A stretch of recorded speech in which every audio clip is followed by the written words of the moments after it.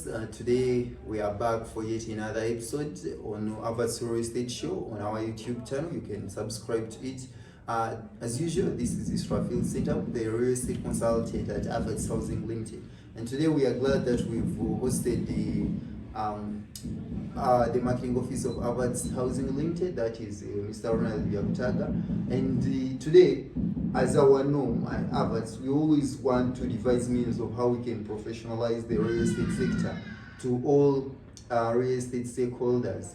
Today we shall be looking at dealing with property agents in real estate sector, and today we shall be having Mr. Ronald Yakutaga. You're welcome, sir. Thank you so much, Israfil, for hosting me here. Yeah, I think Ronald, you can take on from there without wasting time. Thank you so much, Israfil, for hosting me on this show, and thank you for taking the initiative in professionalizing the entire sector and for hosting these shows regularly on our property show here at Avat's Housing Limited. My name is Ronald Yakutaga. I'm the marketing officer at Avat's Housing Limited. And today's topic, as Israfil, you have introduced, dealing with property agents as our key stakeholders. As you know, we can't work alone in this industry. You have to work with others, and exactly. you find yourself working with other agents, being an agent and also working with others. Yeah. So I think it is very important that we discuss these key stakeholders in the sector. Thank you so much. Mr. Ronald, I think thank you for such brief introduction. I just want you throw some light on the role played by real estate agents in the sector. Thank you so much. Property agents are the key personnel or key people in the sector because they facilitate transactions, they facilitate management of the properties, they facilitate maintenance, they facilitate so many other aspects in the sector. So I would say they have the knowledge, they are the key stakeholders in having the knowledge to facilitate the transactions in the sector. So maybe if I can just briefly say that they are important in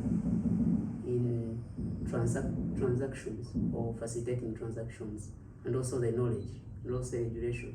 There are so many things that property agents really do. Okay, thank you so much, Mr. Ronald.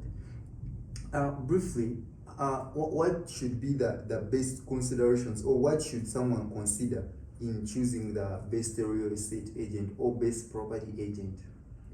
Thank you so much. Well, it depends on who you want the agent for. We have different kinds of agents. Are you a buyer? Are you a seller? Or you want an agent to manage your property? Or you just want the agent to list your property on their platforms for it to get market? So, but generally, you need someone who is knowledgeable of the property and the abiding rules. Just for example, if you have a condominium, does the agent know the Condominium Act? Does he know what are some of the technicalities involved in managing a condominium or selling it? So knowledge and experience of an agent really matters. Secondly is professionalism, and this is why we introduced this show to teach or to bring about professionalism in the sector. So how professional is a person? How professional is he going to approach the entire transactions, for example? Yeah, so those are some of the key considerations, and how much they know the market, how experienced are they. So that's some of the key factors you can consider to choose an agent, depending on what you want him to do for you. Okay. Are there key credentials that someone should verify with first before considering before choosing the property agent? Key credentials? Yeah. Um, I mean, for example, if I can say, like reputation, say that this person has a company already. He's working with a certain company, Yeah. and this person is credible. Like, yeah, are there? Do you always consider that, or as long as someone has brought their proposal and put it on your table, and they are like, okay, let me take on your property, let me be the agent of your property.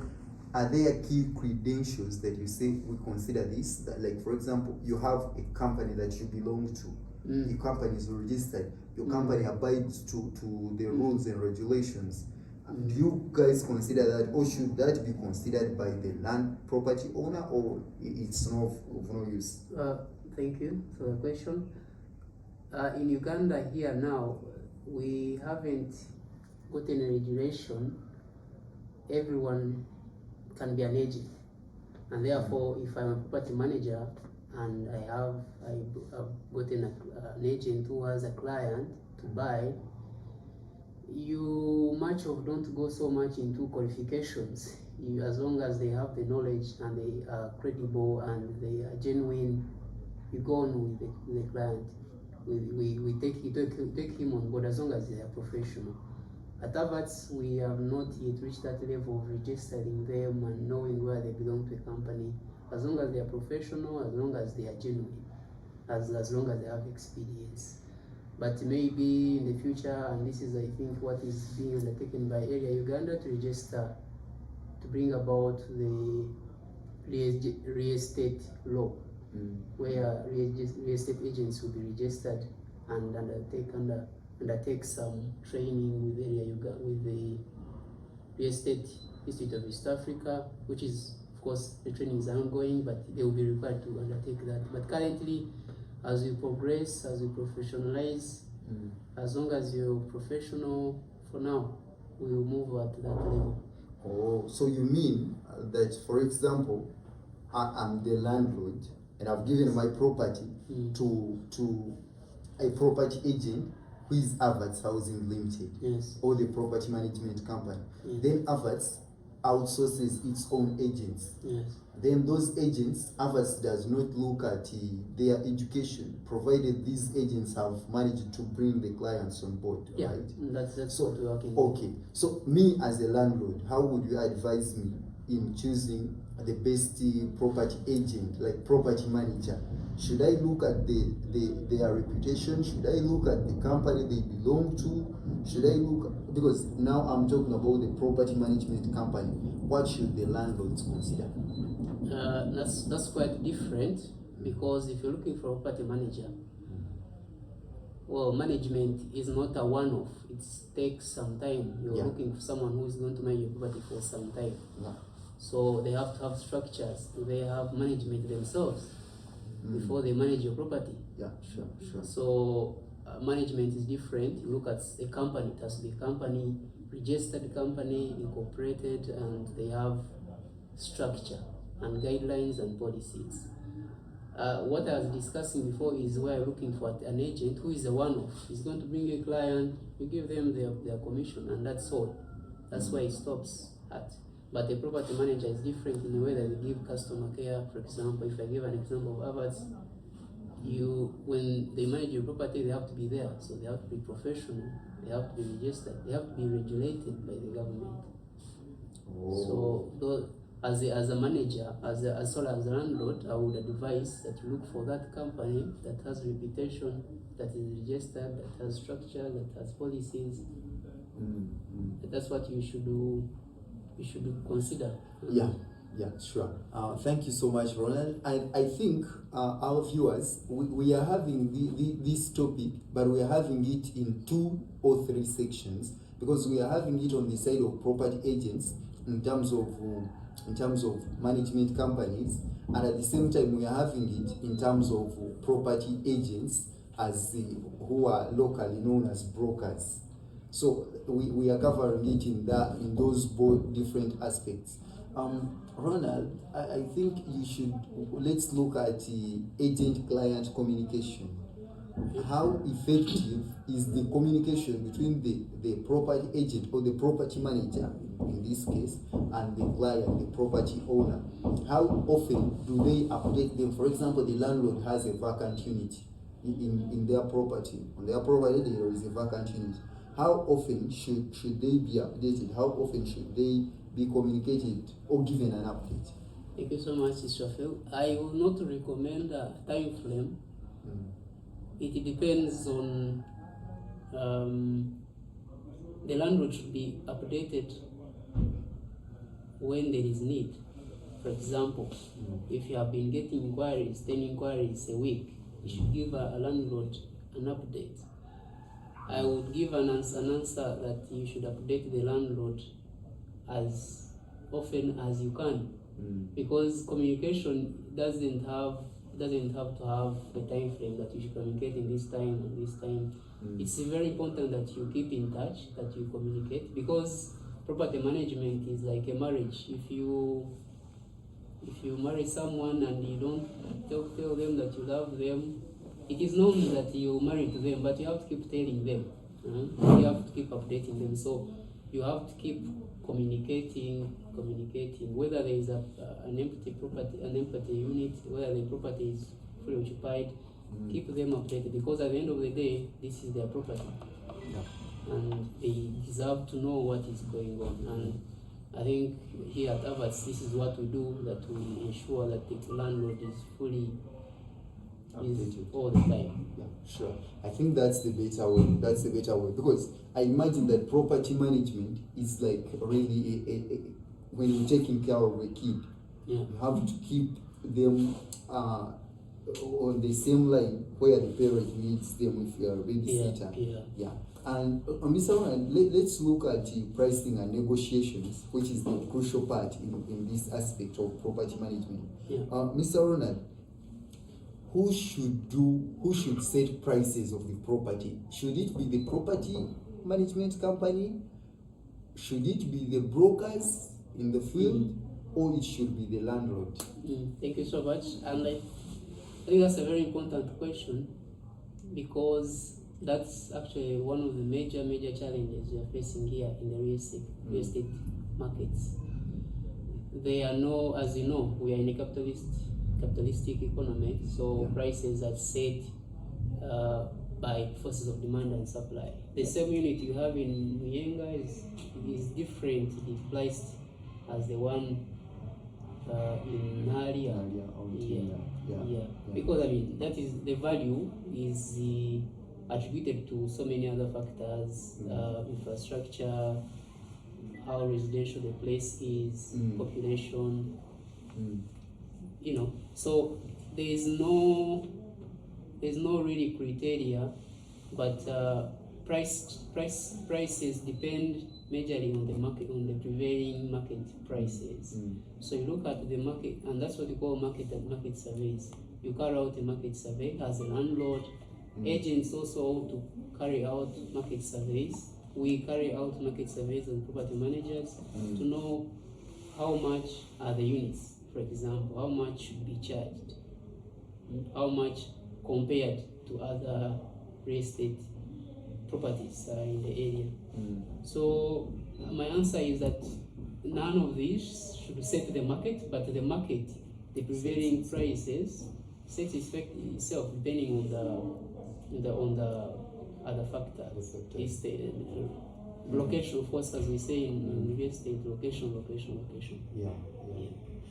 I think that's the crucial part in this. So meanwhile, besides it setting itself, it's also a collective effort that the landlords or the owners plus the property managers and the brokers all set this and come out with a certain figure. Looking at that, how should these clients, the end users, if I can bring it in that aspect, the tenants or the buyers, how should they know that they are not being cheated? Because of course, if I'm renting your property, it's you who is benefiting. You, the owner, the manager, and the agent. Yeah. You're the one who is benefiting. Yeah. The higher I rent your property, the more you earn. But me, I'm losing. So how should they know that they are not being cheated? That yeah, exactly. This is the amount that I should have paid for this. Thank you so much. That's tricky because, of course, property owners, adverts, property managers always want to get the highest possible price. Of course, it has to be reasonable. It has to be the market price. Now, as a tenant, as a buyer, you want a specific place. For example, you want to rent in Chireka, for example, and Chireka has a prevailing price. Now, being cheated depends on how you perceive the price, for example. But what I can advise the end users, the buyers, the tenants, you carry out a simple market survey. Just carry out a simple market survey, inquire from different brokers, although you may inquire some costs, but you carry out a simple survey, know the prices of different locations from your fellow friends who stay there, from professional property managers. For example, if you come to Abbats, you want to know what are the prices in Nadia for a 2-bedroom, who will tell you. Go to these professional people who want to convey the information, who want to give information without any other hidden intentions or profits. Who will do that? Yeah. Okay. So that you can get the best prices. Sure. I think we are all end users in this. Yes, everyone is the end user. Whether you're a landlord, you're a landowner today, tomorrow you want to purchase another land. Yeah. So we are all end users. Well, let's look at legal and maybe ethical aspects in real estate and property managers, property agents. Property agents, we all know that there has been a Landlord and Tenant Act that was 2022. The 2022 Act. Let's look at how does this abide, or how does this bring together the property managers slash landlords and the tenants or the clients in this aspect. How are they combined together, or how are they felt like it's fair to both of them, or if you can bring out the relationship of the act and the clients or the stakeholders. Thank you so much for the question. I think it's a big step. This was a big step, the Landlord Tenant Act 2022, to bring about formalized relationship, to bring about the do's and don'ts, landlord and the tenant. Now it stipulates what should the landlord do, what should the tenant do. For example, the landlord and the tenant should have a tenancy agreement at the start of the tenancy. It stipulates out the payment of security deposit. It sets out the notice. I think it helps in formalizing and bringing about this renting thing a business. It's formal and it's a business. So once you know your responsibility, I know my responsibility, there is not going to be a lot of pulling the rope here and there. So it formalizes everything. It formalizes your stay in my property. It formalizes my renting to you the property as a landlord. I think it benefits. It brings about it being formal and legal. That I'm in your property, I'm renting your property legally. I have a tenancy agreement. You cannot wake up and increase rent, for example. Rent has to be 10% per year. You have to give me a notice of a month before you leave, or before I want you to leave, but I have to give you notice. So it brings about a bit of security and makes things really official and formal. I think that was really a huge milestone.